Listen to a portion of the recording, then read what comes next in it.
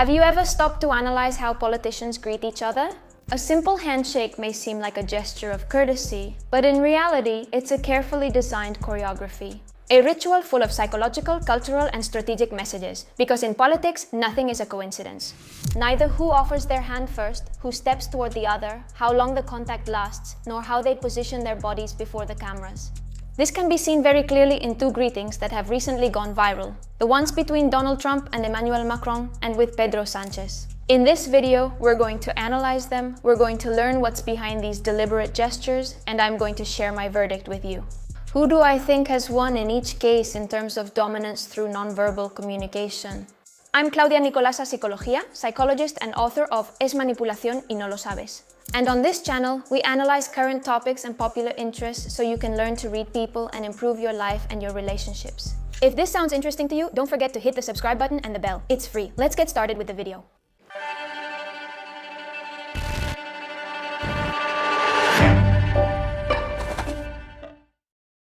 First of all, why are we analyzing something as seemingly innocent as a handshake? Well, because it's not silly or innocent at all. The greeting forms the foundation of any public encounter, setting the scene for who leads, yields, dominates, or only seems to. Even though it may seem silly or superficial, the truth is that in just a few seconds, more or less unconsciously, voters and the media extract a huge amount of information. Who appears more confident, warmer, more powerful? Interestingly, those perceptions unconsciously shape how we interpret everything that follows. Studies in social psychology and political communication prove it. People form judgments about someone's competence, leadership, and authority in just a fraction of a second by seeing a facial expression or a gesture.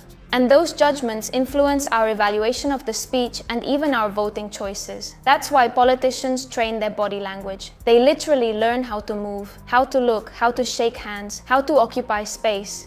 There are psychologists and communication experts who advise them on how they should do it at every moment and in every context, depending on what they want to communicate. And this doesn't just include greetings. We're talking about clothing, tone of voice, hand position, and even makeup. All of this is adjusted according to what each politician wants to convey at any given moment, because they know that the image is worth as much or even more than the message. And that's because our brain is much more prepared to pick up information through nonverbal cues than through verbal ones. Because from an evolutionary perspective, nonverbal language appeared thousands of years before spoken language. For most of our history as a species, humans have communicated through gestures, postures, looks, and tones of voice, not with words. That's why we are designed to detect body and emotional signals automatically and unconsciously. But today we're going to focus on greetings. Why are they so important, and why can we end up in rooster battles like these?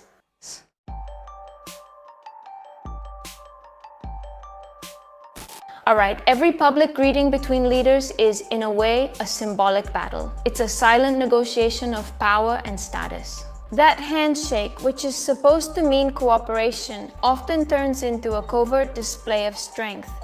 A leader might try to assert their dominance through subtle details, making the other person move toward them, placing their hand on top during the handshake, holding the contact longer than usual, adding a touch on the elbow or shoulder to reinforce control, not letting go of the other person, or unilaterally deciding when the encounter ends. All of these are gestures you should pay attention to because they can be and often are used to try to assert dominance. I'm remembering now when my older cat Benji met my younger cat Snowy. The first thing Benji did was get on top of her. For no other reason than to make it clear, like, I accept you in my territory, but you should know that I'm the one in charge here. She didn't resist. She accepted and understood what her place in the hierarchy would be. Of course, way above me, but below Benji, the king of the house. And of course, in our daily life, you can tell who has priority access to food, the bed, cuddles, and toys. Politicians obviously don't climb on top of each other, at least not yet, but they have their own codes. And when both try to put these cards on the table, it can lead to scenes as comical as the ones we've experienced. Let's see what some of these codes are, the dominance codes they use.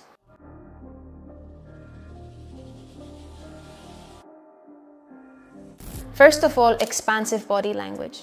Expansive bodies, open arms, upright posture, feet firmly planted, legs slightly apart, chin slightly raised, have been shown to convey a greater sense of leadership, authority, and status. That's why you'll notice that during greetings, politicians try harder than ever not to appear withdrawn. They try to take up more space, but without coming across as aggressive, at least generally. There are contexts and cases where it is done more aggressively. Second element, proxemics. In nonverbal language, proxemics refers to the use of space. For example, it doesn't give you the same impression to see someone staying in the corner at a social gathering as it does to see someone moving around and making use of the space. Well, when it comes to greetings in politics, the person who remains still while the other has to approach to greet them projects a dominant position. It's a subtle way of saying this is my territory and you're the one interested in coming closer to me. It's like in negotiations. The one who approaches the other to negotiate something is the one who shows that they have that desire or need, which already puts them at a certain disadvantage. By the way, I explain this in my book It's Manipulation and You Don't Know It, in the section about manipulation techniques in the workplace.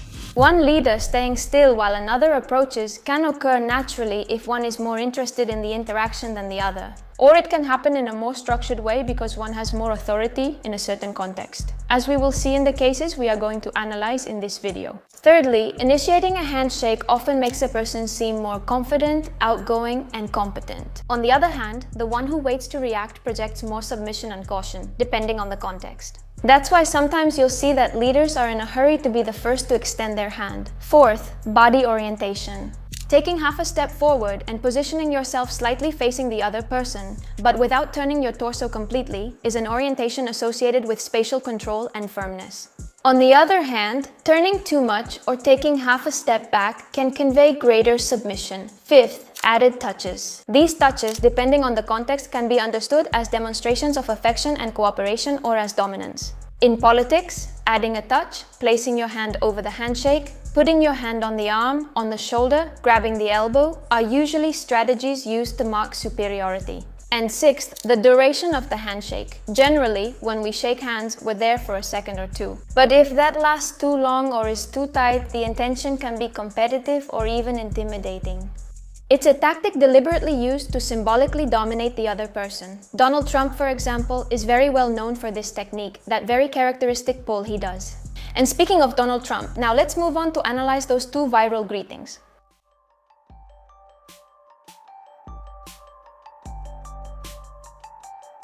Context. Something that's always very important to keep in mind when using the tools of nonverbal language analysis. These greetings took place during the so-called Summit for Peace in Gaza, which was held in Egypt with Donald Trump as one of the central figures and host. He is the promoter of this agreement, and this puts him in a position of structural authority over the other leaders present. In this scenario, as we can see, Trump is not just another guest.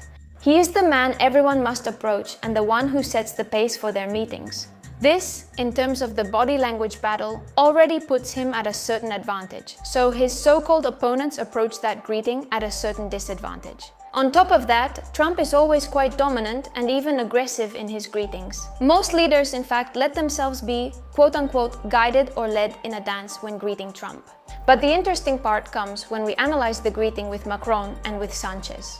Because unlike other leaders who adopt a more humble, submissive, or accommodating stance toward Trump, they seem to show resistance or at least try to break that pattern. First of all, disclaimer, I'm not going to get into politics. This channel isn't about that. Let's remember that nonverbal language helps us point out indicators and develop hypotheses. But we can't make statements about what's in people's minds. This analysis isn't about which politician you support. When I posted that mini analysis on Instagram, I asked viewers who they thought had won that nonverbal language battle. And I could definitely notice how each person pointed out their preferred leader in the comments. Here, we're not supporting a party, a country, an ideology, or anything like that. We're talking about nonverbal language. And it's very important to separate our beliefs when we're analyzing the world, speeches, and phenomena. That being said, let's start with Macron. Trump, as the host and leader at this event, remains completely still. And it's Macron who has to move toward him to greet him. Let's remember that when Trump remains still, while the other person has to approach him, even if it's for structural reasons and not organic ones like in this case, it makes Trump the one who controls the territory and positions himself above in the hierarchy in terms of nonverbal language. Not moving is a statement of, you come into my space. But for Trump, that's not enough, and he has to make it clear that he's above Macron. As soon as contact is about to be made, Trump takes a slight step forward to grab Macron's elbow with his left hand as soon as he arrives. But he doesn't do this out of affection or friendliness. It's a strategy to start that contact with full control. And let's remember that this double contact, hand and elbow, is a classic gesture of dominance. It's a way of saying without words, "I've got you." But Macron doesn't let himself be dominated so easily. In fact, I would say he's quite determined to show that he doesn't submit to Trump's authority and command. And he responds by repeating the same gesture, putting his hand back on Trump's elbow, as if to say, "I'm not your subordinate, I can grab you too." Macron immediately strikes back by repeating the gesture and trying to balance the interaction, and they end up in a somewhat awkward, uncomfortable position, as if they were about to dance a waltz together, until Trump decides to redirect the interaction by leading them to pose for the photo. Macron accepts this transition, but he does so by giving a few pats. Again, you're in charge because it's your event, but I'm not your lackey. He keeps holding his hand and places his palm on top. Something that, as we remember, many politicians learn they should do because studies in nonverbal language confirm that this conveys dominance. Trump realizes it. It seems he didn't like this, and we don't know what he says in his ear, but I wouldn't be surprised if it was some kind of joke or tease to regain psychological control, since we see a social and restrained smile appear on Macron. A somewhat strange smile that we show in moments of exposure or exploitation in order to mask an internal emotion that we don't want others to detect. It could be anger, frustration, fear, or helplessness. But of course, this is not a genuine smile, because when we truly smile, our eyes narrow and the corners of our mouth lift up, and they do so symmetrically. This gesture could mean that Trump has managed to destabilize him emotionally, but now comes the spectacular moment. Trump tries to turn the handshake around, but Macron quickly turns it back, leaving both of them in a side position. A kind of balance of physical dominance where neither manages to clearly impose himself. It looks like they're playing thumb war. By the way, I'm terrible at it. I always lose. As I was saying, I would bet that Macron was very determined to show the world that he won't let Trump walk all over him. But then Trump pulls out his secret weapon. The forceful tugs that try to pull the person off balance and bring them into his territory. And it works, because if you look closely, Macron gets destabilized. He takes a step back and then rotates around Trump, while Trump remains still and firm. Macron then tries to ease this imbalance with words, but Trump doesn't let him speak. He cuts off his attempt to regain control by pointing to the cameras again. A commanding gesture that once again puts him in the role of leader in this scene, as if saying, "Look there, I decide where the focus goes." And Macron, as the host, has to listen to Trump. Trump whispers something to him again. Here, it seems that instead of joking, he's giving him some kind of hint or directive. I don't know, I would say that Trump is getting annoyed by so many attempts to question his authority, but of course this is just my perception based on the elements I'm identifying. We can never make definitive statements. We're not fortune tellers or seers.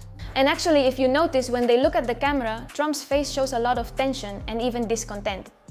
Although it's true that his face tends to adopt this expression, he keeps saying things to him in a tone that seems quite firm, and he keeps pulling and pushing with his hand. I wish we could know what he was saying, because we see that Macron's eyebrows rise quite a bit. That could be an emotional reaction of surprise or also a sign of some discomfort. When someone addresses us authoritatively or in a dominant tone and it surprises us, we often raise our eyebrows and open our eyes slightly, as if our face is saying, "Are you really talking to me like that?" This seems like an expression of disbelief and internal tension, a reflex response that could indicate emotional alertness. But on the other hand, this gesture also serves a social regulatory function. In a face-to-face interaction, raising your eyebrows can help keep the conversation flowing, to show that I'm listening to you, that I'm following you, and to soften his expression so the scene doesn't seem so confrontational. In other words, Macron may be trying to manage the tension of the moment.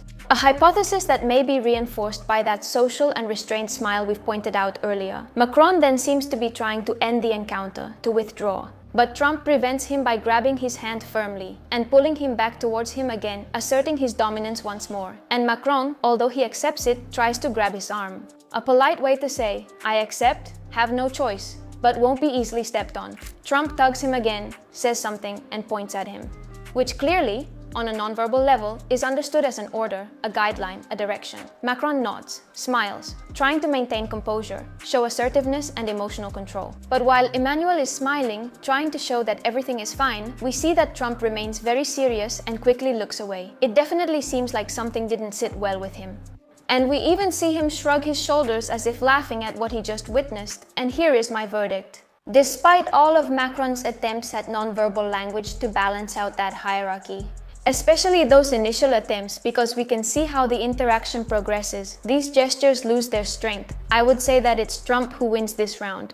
Well, he's the one who dominates the space, the rhythm, the closing of the interaction. And even though Macron doesn't let himself be overpowered so easily, we can see how many signs of tension, discomfort, nervousness, and unease come to the surface, in addition to many failed attempts to exercise that dominance. This is my verdict based on my observations and my knowledge. You may disagree, and that's okay. But however, for me, the handshake between Trump and Pedro Sánchez was different. Let's take a look.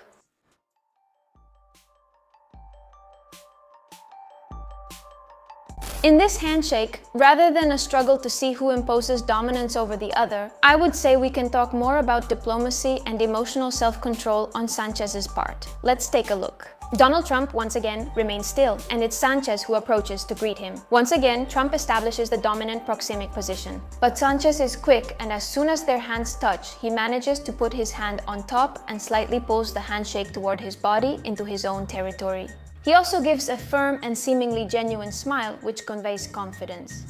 Trump probably didn't like this because we already know what it means when someone puts their hand on top of yours, so he pulls out his best weapon, the handshake pull. But while this technique managed to destabilize Macron and we could see signs of discomfort, tension, emotional restraint, and an effort to convey security and calm on Macron's face, Sanchez doesn't move an inch from his position. He remains completely firm, and we don't see any kind of reaction on his face. He keeps smiling with total confidence and calm, as if nothing happened. And not only to Trump, but also to the camera. He is showing the world that he is not afraid. He is saying without words, I also have control here, and without needing to step on anyone. There is no nervous laughter, nor any expression of submission. That can show emotional self-control and psychological firmness. When the handshake seems like it's about to end, we see Trump give some condescending pats on Sanchez's hand. A classic gesture of hierarchical closure. As if he were saying, very good champ, but I'm the one in charge here. And again, ninja style, Pedro Sánchez immediately responds with a touch on the elbow as a compensatory gesture. A nonverbal technique to restore equality. My verdict in this case, as you can see, leans more towards Sánchez as the winner. Because in terms of nonverbal language, power isn't always about dominating, but sometimes it's about standing your ground when someone else tries to overpower you. And even though Trump started with an advantage due to the structural context, Sánchez managed to show firmness without resorting to forced attempts to impose himself. Again, these are my verdicts based on my knowledge and my observations. Even though there are people who insist on calling me a leftist, progressive, wow, fascist, or even a Nazi. Depending on the video and what I say, everyone labels me however they want. This video has nothing to do with tastes, preferences, or ideology, but simply with analyzing who, in terms of body language, has been able to show better leadership in these two controversial and viral encounters. I'm not judging who is a better leader or does things better, I'm only talking about body language. I know I've repeated this and might sound annoying, but I understand how people are. I'm looking forward to reading your comments about what you think, who you believe won, or if you think all of this is nonsense. In any case, please comment respectfully, because the world is already hostile and polarized enough without us falling into that trap and making it worse. Here are 2 more videos on body language if you're interested. Bye.